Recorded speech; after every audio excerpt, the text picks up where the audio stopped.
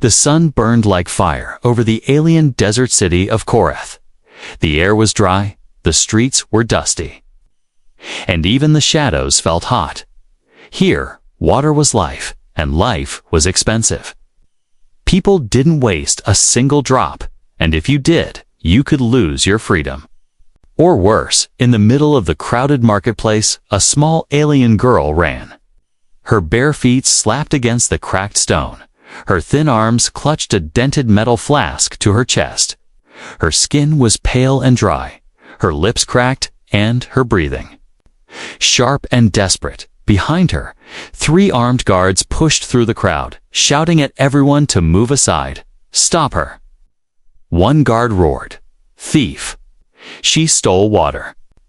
No one in the crowd moved to help the girl. They looked away, pretending they didn't see her.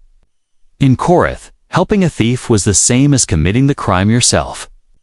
And everyone knew what the punishment was if you stole water. They cut off your arm in the middle of the street. The girl knew it too, and that fear made her run faster. She tried to slip between a group of merchants. But one of them saw the flask and shouted for the guards. Her heart pounded so hard it felt like it might break. She thought about her brother lying weak in their tiny shelter. Coughing and thirsty, she thought about how his eyes had looked when she left, and how she promised she would come back with water. She could not fail, but the guards were gaining on her. One was big and heavy, but the other 2 were fast. The marketplace opened into a wide plaza with no place to hide. She sprinted across. But her dry legs were trembling. Her foot caught on a loose stone, and she fell hard. The flask rolled out of her hands, clinking against the ground. The crowd stepped back, making space for the guards. The leader, a tall alien with scarred skin and sharp teeth, picked up the flask. He shook it, hearing the splash inside, and smiled cruelly, stealing water. "You know the punishment," he said, his voice cold as the deep night. The girl's breath came fast, her hands shaking as she tried to crawl back. The guard raised his glowing blade, ready to bring it down on her thin arm. And that's when a voice came from behind him, "Put it down." The guard turned and saw a tall human standing in the crowd. His clothes were dusty from travel. A wide-brim hat shaded his eyes, and a heavy pack hung over his shoulder. He looked like a traitor, but there was something about the way he stood calm, steady, unafraid. The crowd went silent. No one interrupted the water guards, especially not outsiders. "This is your business, human." The guard sneered. "She's just a child," the human said, his voice even but firm. "She's a thief." The guard growled. "And the law also says, proof must be given." The human interrupted, stepping forward. "This flask is mine." She was returning it. The crowd murmured in surprise. The guard narrowed his eyes. "Lies." The human reached into his coat and pulled out a small metal Bajan official trader's permit stamped with the seal of the city governor. It gave him certain rights, even against the water cartel. The guard hesitated, his blade still. In the air, he could not openly defy the permit without risking trouble from higher authorities. Finally, with a growl, the guard lowered the blade. "Keep your property, human," he spat, tossing the flask toward him. "But watch yourself interfere again, and you'll lose more than an arm." The guards turned and pushed through the prize. The crowd. The girl stayed where she was, breathing hard, eyes wide as she looked up at the stranger who had saved her. He held out the flask to her, but she shook her head, backing away. "Why? Why would you help me?" she asked quietly. The human opened his mouth to answer, but she was already on her feet, darting into the crowd like a frightened animal. He watched her disappear into the maze of the city streets. The crowd slowly went back to their business. But the human, Daniel Cross, kept looking in the direction she had run. Something about her face, about the way she had clutched that flask, stayed in his mind. This was not over, not for her, and not for him. Daniel Cross walked slowly through the crowded streets of Korath, The hot wind blew fine dust into his face, but his thoughts were far from the heat. He kept seeing the alien girl's eyes, the fear, the confusion, the way she had asked why he helped her. He had met liars, thieves, and killers in his years of trading across worlds. But there had been something different in her look. It wasn't the look of a thief. It was the look of someone desperate. He stopped at a small food stall, buying a piece of dry bread and a cup of bitter tea. The merchant tried to sell him information about the little water thief, but Daniel shook his head. He didn't like gossip, and besides, he already knew enough to guess her story. No one stole water in this city unless they had no other choice. As he walked toward the southern trading post, a shadow moved in the corner of his eye.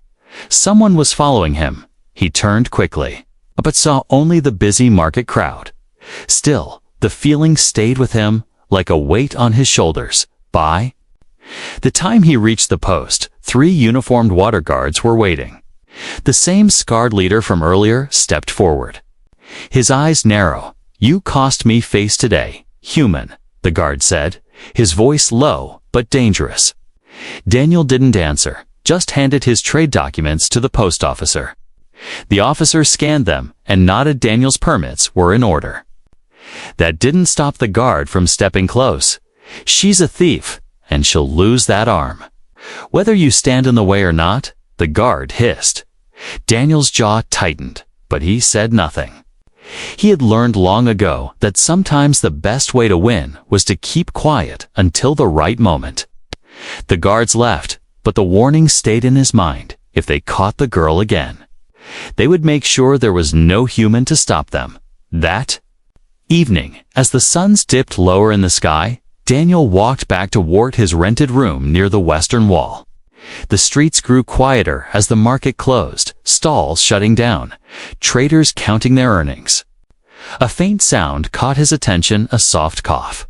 Followed by the faint clink of metal, he turned down a narrow side alley and saw her. The alien girl was crouched in the shadows, her small hands clutching the same dented flask. Her eyes went wide when she saw him. She jumped to her feet and tried to run, but he was faster this time. He stepped in front of her, blocking the narrow path. "Wait," Daniel said, holding out his hands. "I'm not here to hurt you." Her breathing was fast, like a cornered animal. "Then why follow me?" she demanded, her voice sharp and wary. Daniel reached into his pack and pulled out a small bottle of clear water. He held it out to her. "You look like you need this more than I do." For a moment, she didn't move, her large eyes fixed on the bottle. Then, slowly, she stepped forward and took it. She unscrewed the cap and drank in quick, desperate gulps. When she was done, she wiped her mouth with the back of her hand. "You don't know what this will cost you," she said, her voice low. Daniel raised an eyebrow. "Water?" "No," she said. "Me." She told him her name was Sira. She lived in the outer ruins, the collapsed building where she and her younger brother hid from the city guards. Our brother was 6, too weak to walk, too dehydrated to speak much. The flask she carried was the only way to bring him clean water.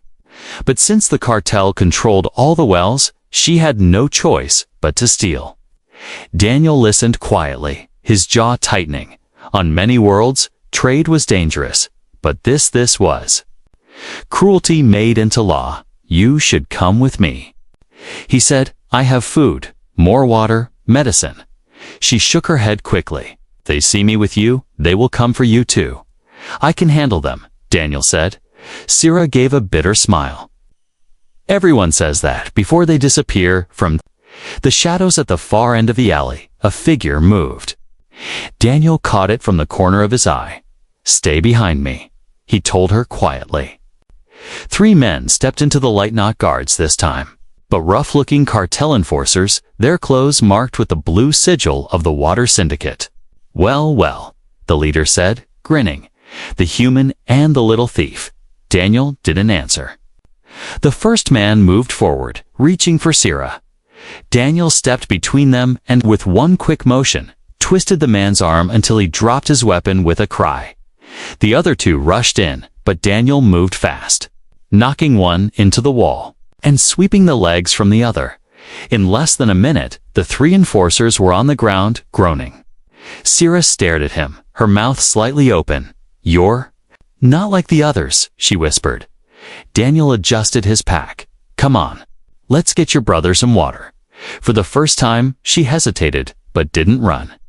Instead, she nodded slowly, and together they slipped out of the alley, the groans of the defeated enforcers fading behind them.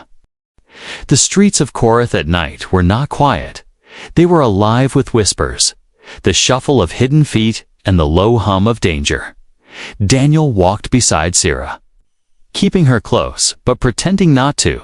He had learned that in cities like this, attention was a weapon, and the less you drew, the longer you survived. Sira led him through narrow alleys that twisted like a maze. The buildings leaned over them, their walls cracked and patched with mismatched stone. Some windows were boarded up, others glowed faintly with the dull light of oil lamps.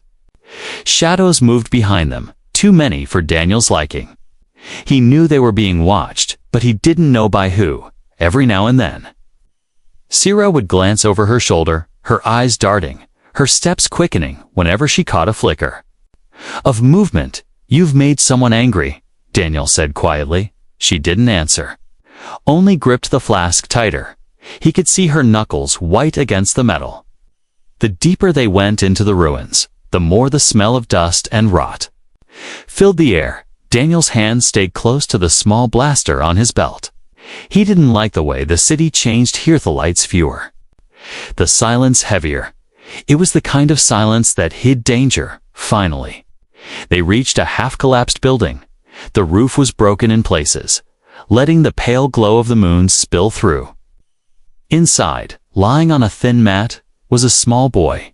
His skin was grayish, his lips dry, his eyes barely open. Daniel knelt beside him, his heart tightening. The boy looked no older than 10. Sira knelt too, brushing her brother's hair back gently. "This is Laren," she said softly.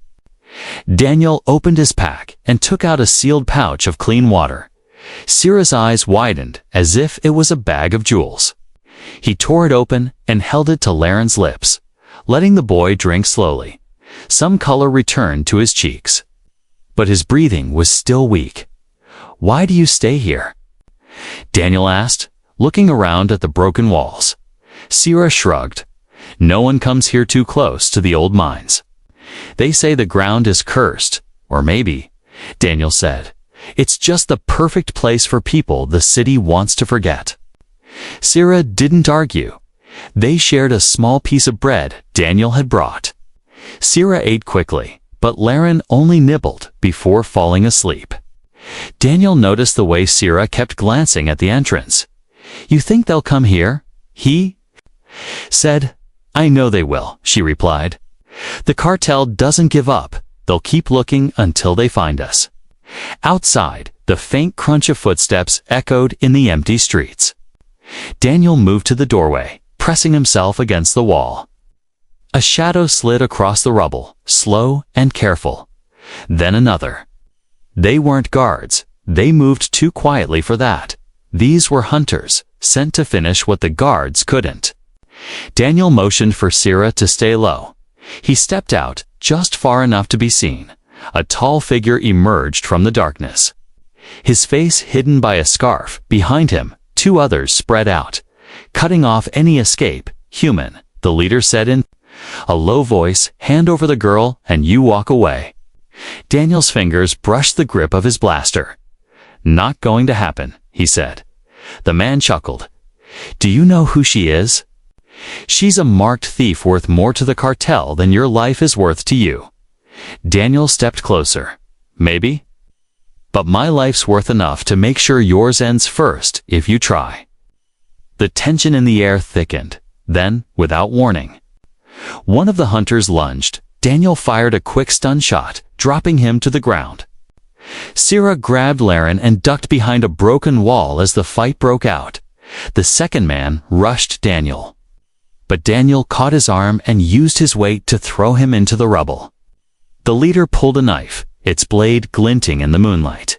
Daniel blocked the slash with his forearm, twisted, and sent the knife skidding across the ground. A single punch to the stomach dropped the leader to his knees. The sounds of the fight faded into the stillness of the ruins. Daniel stood over the fallen men, breathing hard. Sira looked at him with wide eyes, not of fear this time, but of something else. "You could have left us," she said quietly. Daniel shook his head. "Not my style." He glanced at the sleeping boy. "We can't stay here anymore," he said. "They'll come back with more." Sira hesitated, then nodded. Together, they began to pack what little they had in the distance. The city lights glowed like cold stars. Daniel knew the night wasn't over, and neither was their trouble. The ruins around Sira's shelter seemed even more broken in the pale morning light. The wind carried dust through the gaps in the walls, and every sound seemed sharper here. Daniel stood in the middle of the room, looking at Laren. The boy, still weak but breathing better after a night with clean water. Sira knelt by her brother, feeding him small bites of bread Daniel had brought. "You've done more than you know," she said quietly without looking at him. Daniel tilted his head. "What do you mean?" Sira's voice was low. "Here, water is not just life, it's a chain. The cartel keeps us thirsty, so we never have the strength to fight back." Daniel already knew the truth of her words, but hearing it in her voice made it heavier. Laren's cough interrupted the silence. Daniel crouched beside him, pulling a small vial from his pack. "Drink this," he said, tilting it to the boy's lips. "It will help with the fever." Laren swallowed slowly, his dull eyes flickering toward Daniel for a moment before closing again. "You risked yourself for us," Sira said suddenly, "and now they'll be watching you too." Daniel smiled faintly. "Wouldn't be the first time I've had someone angry at me." "This is different," she said sharply.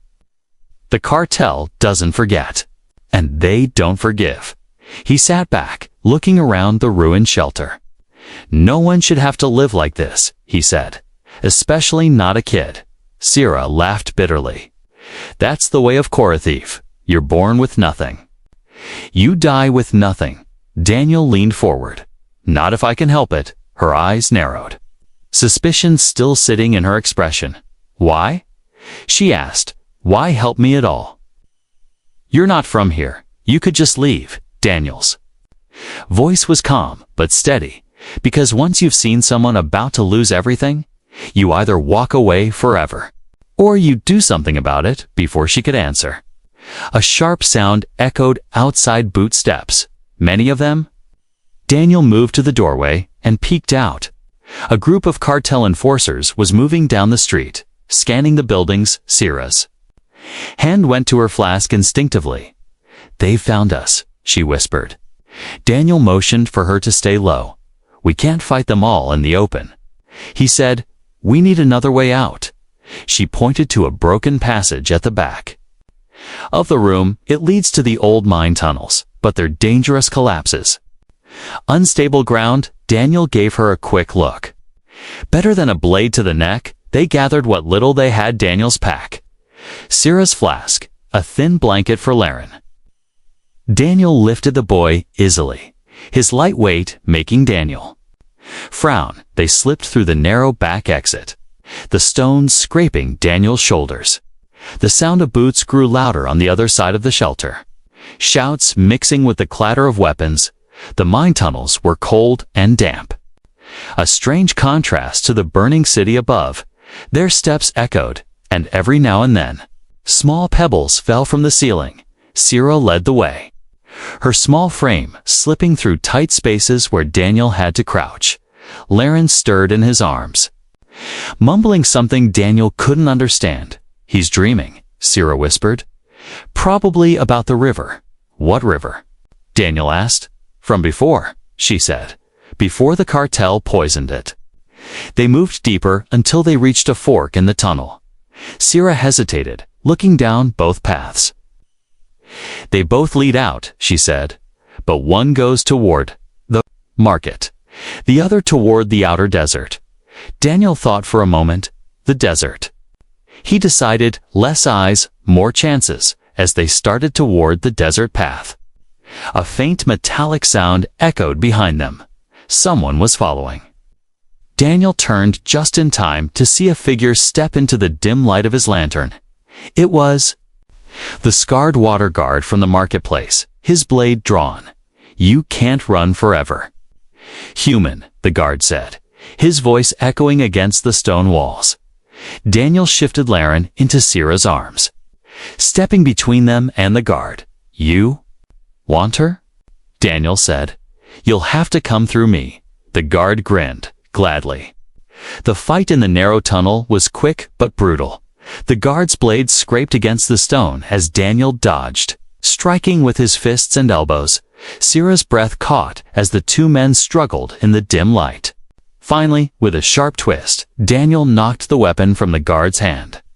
One last strike sent him to the ground. Groaning, unable to stand, Daniel took the blade, tossed it aside into the darkness, and turned to Sarah. "Let's move," he said. "We're not safe yet," and as they disappeared deeper into the tunnels, the sound of the guard's angry voice echoed after them. "This isn't over, human. This is only the beginning." The desert wind outside the mine tunnels was cold.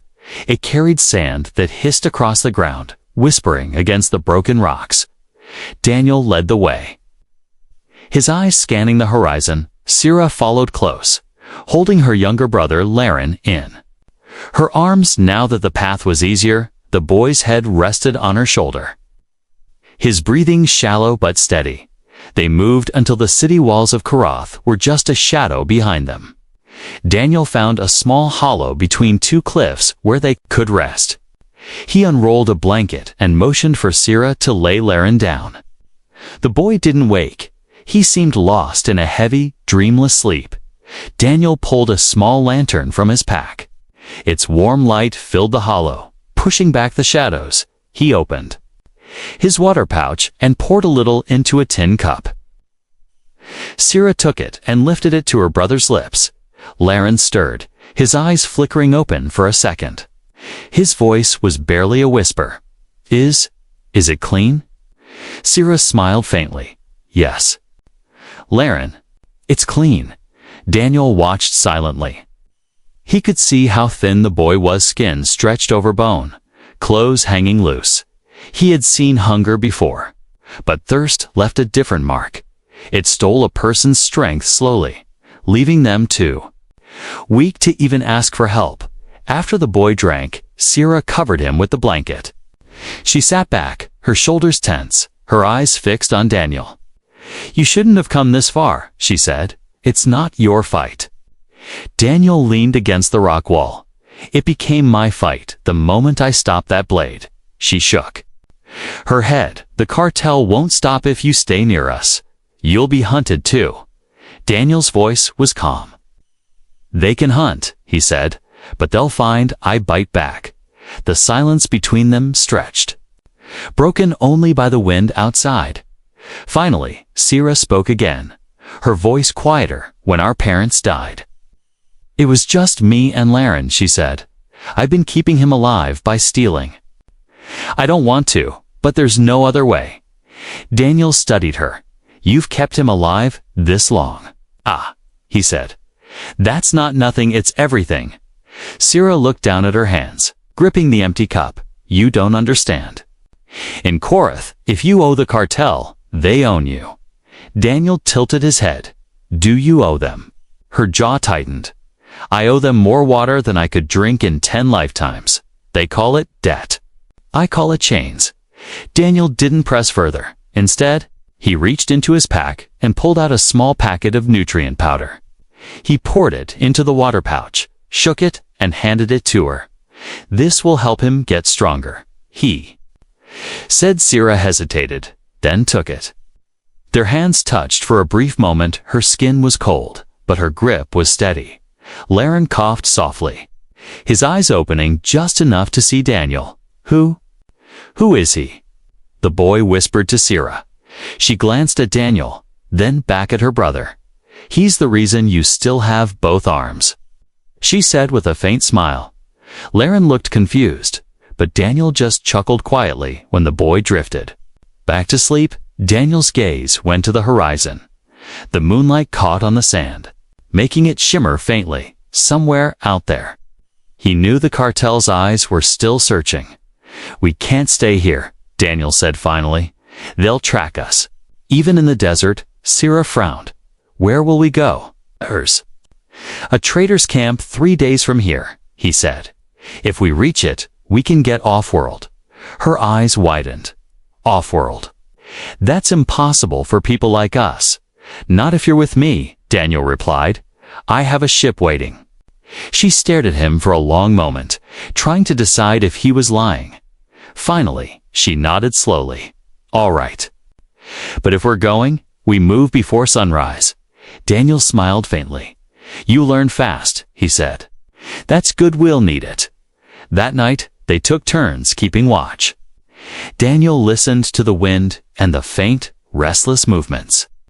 Of the boy in his sleep, he thought about the days ahead, the desert, the cartel, and the danger that would follow them no matter where they went.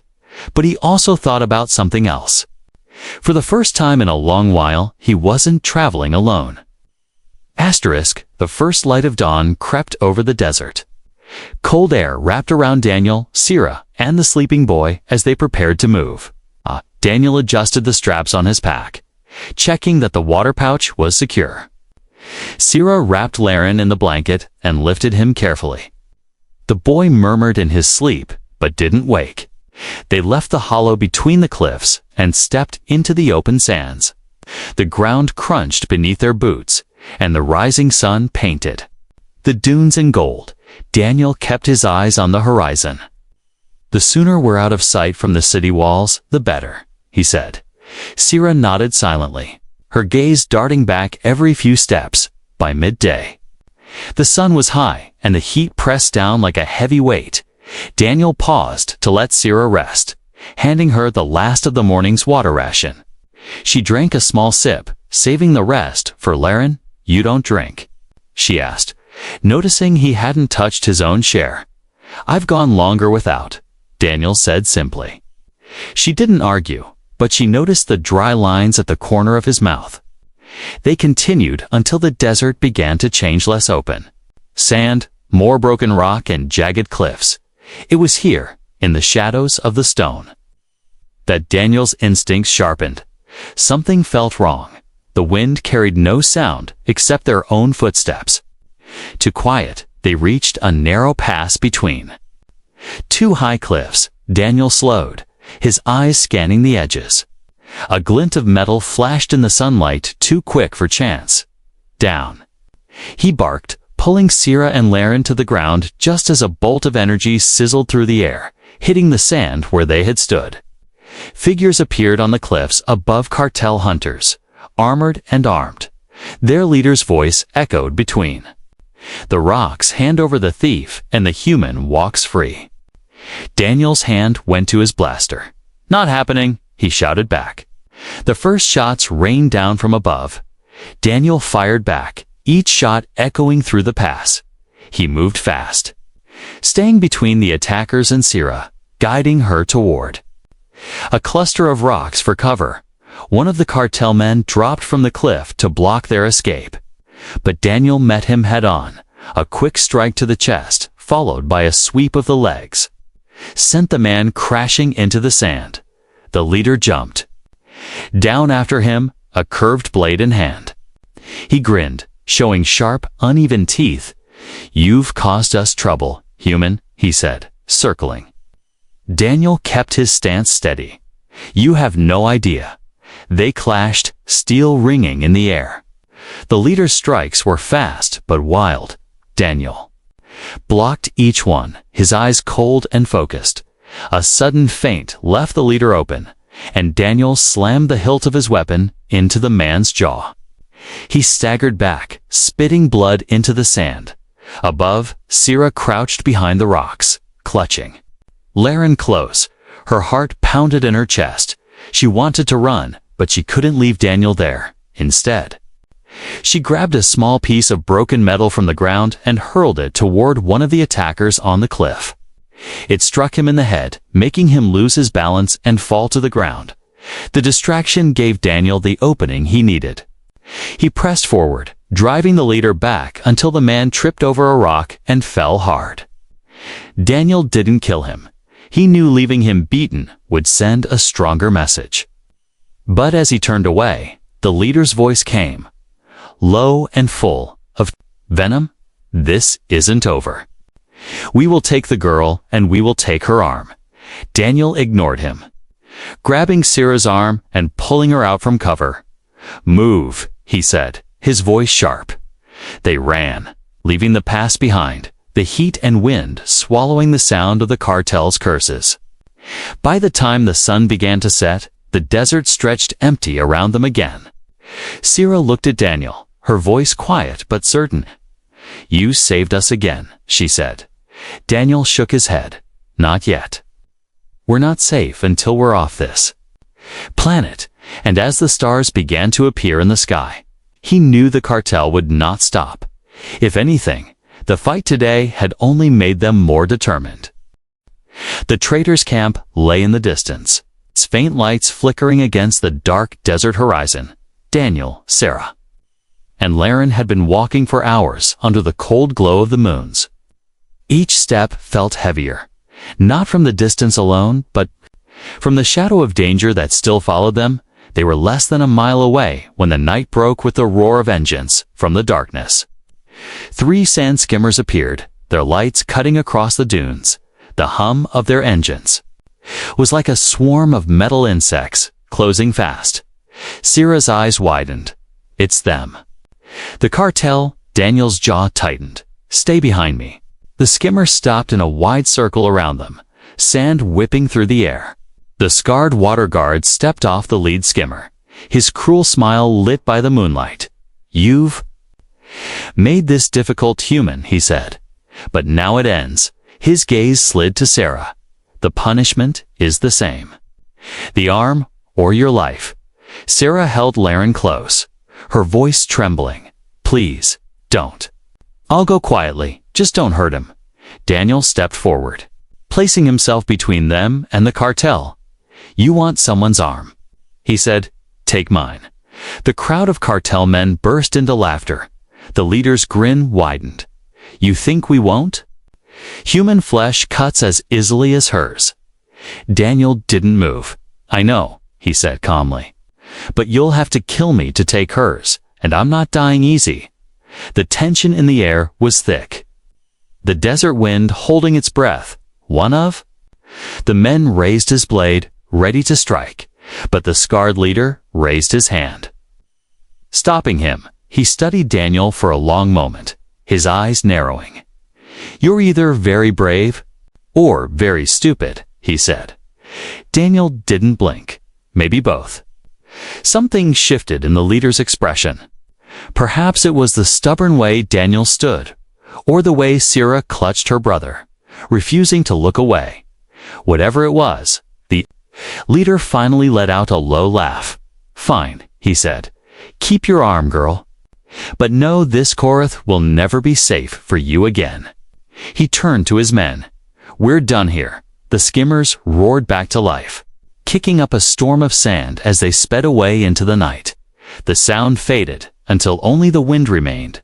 Sira collapsed to her knees, her breath shaking. Daniel crouched beside her. "It's over," he said softly. She looked at him, her voice barely more than a whisper. "Why would you give your arm for me?" He smiled faintly. "Because no one else would. And someone should." They reached the traitors' camp just before dawn. The traitors there were wary at first, their eyes darting to the horizon as if the cartel might appear at any moment. But Daniel's badge and his reputation opened the gates. Within an hour, they had a ship ready to leave. As the engines warmed, Sira stood at the loading ramp, looking back at the endless desert. "This was my whole world," she said quietly, "and it almost killed us." Daniel stepped up beside her. "Then it's time for a bigger world." Inside the ship, Laren was wrapped in warm blankets. Already asleep again, Sierra turned to Daniel, her voice soft. "You didn't just save my arm. You saved my life, and his too." Daniel gave a small nod. "Let's just say we're even." She shook her head. "No, we'll never be even." As the ship lifted into the pale morning sky, the desert shrank below them. Sierra watched it fade, the weight of years of fear slowly lifting from her chest. Daniel adjusted the controls, the hum of the engines steady and sure. For the first time in a long time, the horizon ahead was open, and for both of them, it was the beginning of Thrive. It was the beginning of something new.